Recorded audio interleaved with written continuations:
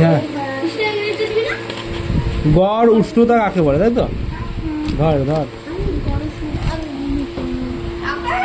হচ্ছে কি, এইটা হচ্ছে বার্ষিক উষ্ণতার প্রসর বলতে কি বলে না, কোনো নির্দিষ্ট স্থানের, হ্যাঁ, শীতলতম ও উষ্ণতম, মানে শীতলতম হচ্ছে ঠান্ডা জায়গা এবং উষ্ণতম মাসের উষ্ণতার বিয়োগফলই, মানে ঠান্ডা কতটা এবং গরম কতটা, ঠিক আছে, এই উষ্ণতার বিয়োগফলই হলো বার্ষিক উষ্ণতার প্রসর। বিয়োগ করে দিলেই উষ্ণতার বার্ষিক উষ্ণতার প্রসর বলে সেটাকে। এক্ষেত্রে জানুয়ারি এবং জুলাই মাসের গড় উষ্ণতা থেকে বার্ষিক উষ্ণতার প্রসর বের করা, মানে বুঝতেই পারছিস, জানুয়ারি এবং জুলাই মাসের যে জুলাই মাসের থেকে তখন এই গড় যে উষ্ণতার বার্ষিক, হ্যাঁ, যে উষ্ণতার প্রসরটা সেটা বের করা। এবার গড় উষ্ণতা কাকে বলে? কোনো স্থানের দিনের সবচেয়ে বেশি ও সবচেয়ে কম উষ্ণতার যোগফলকে যদি 2 দিয়ে ভাগ করলে যে ভাগফল পাওয়া যায়, সেই ভাগফলকে ওই স্থানের দৈনিক উষ্ণতা বা গড় উষ্ণতা বলে। মানে এগুলো, এই গড় উষ্ণতা এগুলো ইম্পর্টেন্ট আছে, কিন্তু এগুলো তোকে মুখস্থ করতে হবে। কোনো স্থানের দিনের সবচেয়ে বেশি ও সবচেয়ে কম উষ্ণতার যোগফল, মানে যোগফলকে, মানে সবচেয়ে বেশি উষ্ণতার যোগফল আর সবচেয়ে কম উষ্ণতার যোগফলকে যদি দুই দিয়ে ভাগ করা হয়, ভাগ করলে যে ভাগফল পাওয়া যায় সেই ভাগফলকেই ওই স্থানের দৈনিক গড় উষ্ণতা বলে। মানে ভাগের ব্যাপারে, বুঝেছিস? হ্যাঁ, এইভাবে মাস ও বছরের গড় উষ্ণতা বের করা যায়, কতটা গড় উষ্ণতা হচ্ছে। এবার বলছি বায়ুর আর্দ্রতা, এটা বুঝতে পারছি, আর্দ্রতা মানে বায়ুর মধ্যে সেই আর্দ্রতার পরিমাণ কতটা বা জলীয় বাষ্পের পরিমাণ কতটা, সেটাই হচ্ছে আর্দ্রতা, বলেছিলাম, বুঝেছিস? তারপর বলছি বায়ুর চাপ। বায়ুর চাপ কি না, পৃথিবীর মাধ্যাকর্ষণ শক্তির অন্যান্য যে কোনো পদার্থের মতো বায়ুকেও নিজস্ব কেন্দ্রের দিকে আকর্ষণ করে। মানে এই তোদেরকে যেমন, আমাদেরকে যেমন মাধ্যাকর্ষণ টানে, পৃথিবীটা একবার টেনে রেখেছে, যাতে আমরা উড়ে পালাচ্ছি, নাহলে তো আমরা আকাশের দিকে উড়ে চলে যেতাম। দিয়ে সেভাবে বায়ুটাকেও এভাবে পৃথিবীর দিকে টেনে রেখেছে, যাতে বায়ুটাও যে উড়ে অন্য জায়গায় না চলে যায়।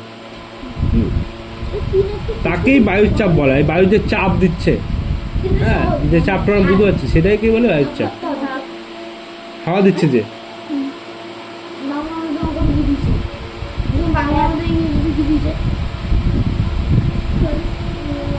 আর কি, এবার বায়ু প্রবাহ কাকে বলে? বায়ু প্রবাহ তো একেবারেই সহজ।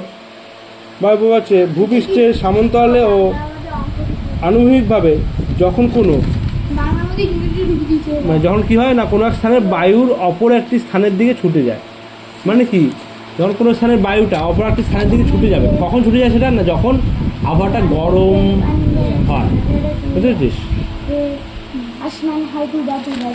তখন কি হচ্ছে, ছুটে যায়, তখন তাকে বায়ু প্রবাহ বলে। এই ছুটে যাচ্ছে এক জায়গা থেকে, মানে যখন গরম উষ্ণ হচ্ছে তখন সেই ঠান্ডা, হ্যাঁ, সেই উষ্ণ হলে আস্তে আস্তে বায়ুটা উপরের দিকে উঠে যায়, বুঝলি তো? দিয়ে ওই নিচে যে ফাঁকাটা রয়ে গেছে, সেই ফাঁকাটা কে পূরণ করবে? ঠান্ডা বায়ুগুলো তখন ছুটে যায়, ওই ফাঁকাটা পূরণ করবে, বুঝতে পেরেছিস?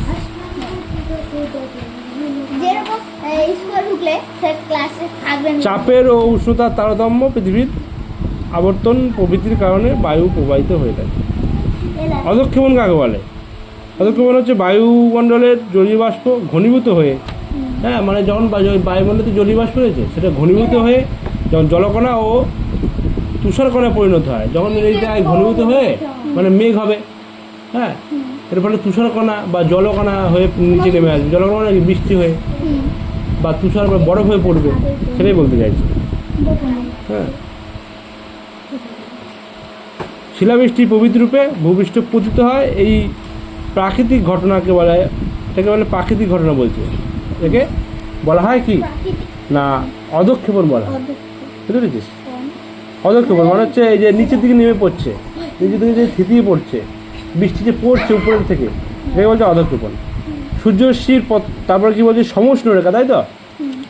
পৃথিবীর ও উষ্ণতাযুক্ত স্থানগুলোকে যে কাল্পনিক রেখা দ্বারা যুক্ত করা, মানে পৃথিবীর একই উষ্ণতাযুক্ত স্থানগুলোকে, হ্যাঁ, মানে যেখানে যেখানে একই উষ্ণতা রয়েছে সেই স্থানগুলোকে যদি কাল্পনিক, যদি কল্পনা করে, কাল্পনিক রেখা হচ্ছে কল্পনা করে যে রেখা দিয়ে দ্বারা যুক্ত যদি করা হয়, তাকেই বলবে সমষ্ণ রেখা।